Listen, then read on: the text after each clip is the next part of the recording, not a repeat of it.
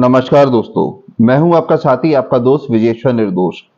दोस्तों, अक्सर आपने देखा होगा कि जिन पेशेंट्स को कैंसर होता है और उनका ट्रीटमेंट रेडिएशन थेरेपी के द्वारा किया जाता है, तो कुछ समय बाद उनके नाक में एक ट्यूब डाली जाती है। और दोस्तों, खास तौर से मैं बात कर रहा हूं जिन पेशेंट्स का गले का जो कैंसर होता है, जब उनका रेडिएशन थेरेपी के द्वारा इलाज किया जाता है, तो वहां पर हम देखते हैं कुछ समय के बाद उनके नाक में एक ट्यूब डाल दी जाती है। तो दोस्तों, वो ट्यूब होती क्यों है? क्या इसका एडवांटेज होता है? क्या ये ट्यूब पेनफुल होती है?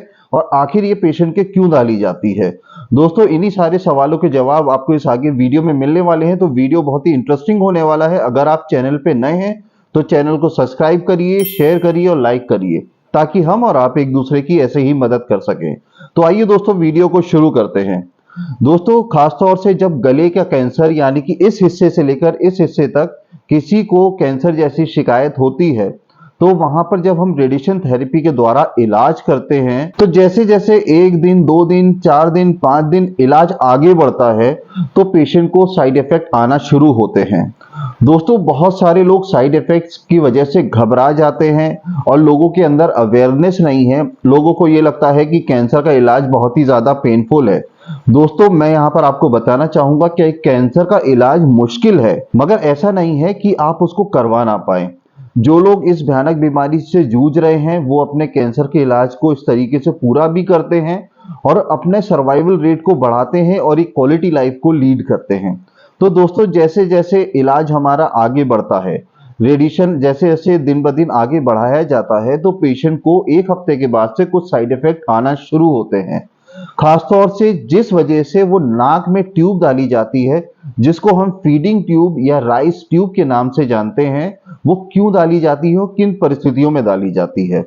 दोस्तों, जब हमारे पेशेंट का इलाज चल रहा है, अब उसको गले में साइड इफेक्ट्स आना शुरू हो गए हैं रेडिएशन के, जो कि एक कॉमन साइड इफेक्ट होता है। ये हर पेशेंट में आते ही हैं या किसी किसी में नहीं आते हैं। तो दोस्तों, उसको अब खाना खाने में दिक्कत होने लगती है। जब भी वो कुछ खाना खाता है तो गले के अंदर छाले हो गए हैं, अल्सर हो गया है, तो उसको निगलने में दिक्कत होती है। खाना जल्दी गले के नीचे नहीं उतरता, और जो अल्सरेशन हो चुका है तो वो पेशेंट के लिए पेनफुल होता है। वो कुछ भी खाएगा तो उसको गले में लगेगा और खाना खाने में उसको दिक्कत होगी।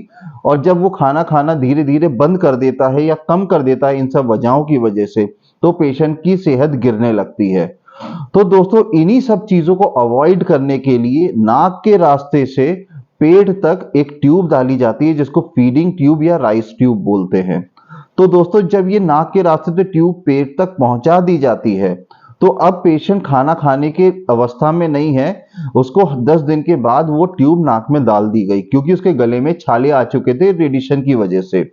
दोस्तों, छाले क्यों आ जाते हैं रेडिएशन की वजह से, वो भी मैं आपको बताता हूं। देखिए, जो हमारे गले में कैंसर के सेल्स हैं, जब उन पे रेडिएशन दिया जाता है, तो उसी के साथ साथ हमारे जो नॉर्मल स्ट्रक्चर्स हैं, नॉर्मल सेल्स हैं, वो भी रेडिएट होते हैं। तो थोड़ा बहुत रेडिएशन उनमें भी जाता है, और जिसकी वजह से हमें छाले और स्किन में एलर्जी और रिएक्शंस देखने के लिए बहुत ही आसानी से मिलते हैं। तो जब ये चीजें आने लगती है हफ्ते 10 दिन के बाद से, तो पेशेंट की जो स्थिति होती है, जो सेहत होती है, वो धीरे धीरे गिरने लगती है। तो अगर पेशेंट यहाँ पर अपना खाना खाना बंद कर देता है, कम कर देता है, तो उसको रेडिएशन के साइड इफेक्ट और ज्यादा देखने के लिए मिलेंगे, क्योंकि रेडिएशन से इलाज पेशेंट का करीब 1 से 1.5 महीने तक चलता है।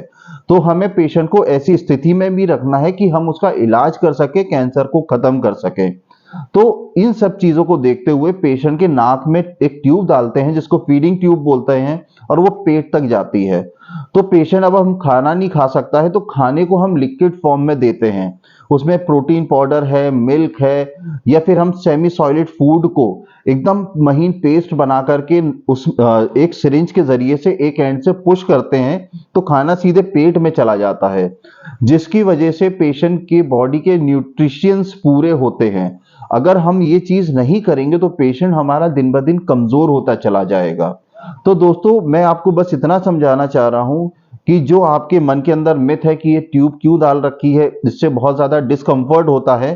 दोस्तों, डिस्कम्फर्ट की बात करें तो थोड़ा बहुत होता है। अगर सोशली देखें तो नाक में ट्यूब पड़ी हुई है और हम इधर उधर जा नहीं सकते हैं, और थोड़ा सोशली हमारा मॉरल डाउन होने लगता है।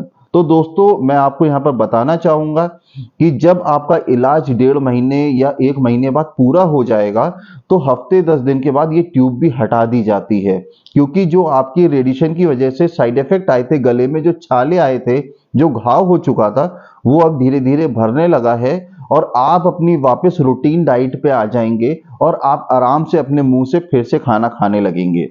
ये कोई परमानेंट सॉल्यूशन नहीं होता है।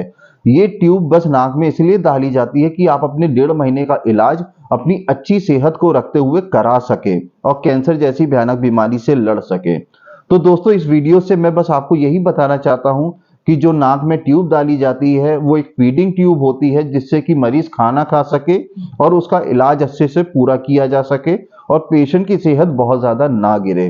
तो दोस्तों ये ट्यूब सिर्फ एक साइड इफेक्ट, जो कि गले में रैशेस और अल्सरेशन हो जाता है रेडिएशन की वजह से, उसकी वजह से डाली जाती है और इसका कोई मतलब नहीं है। आपको इससे घबराने की जरूरत नहीं है।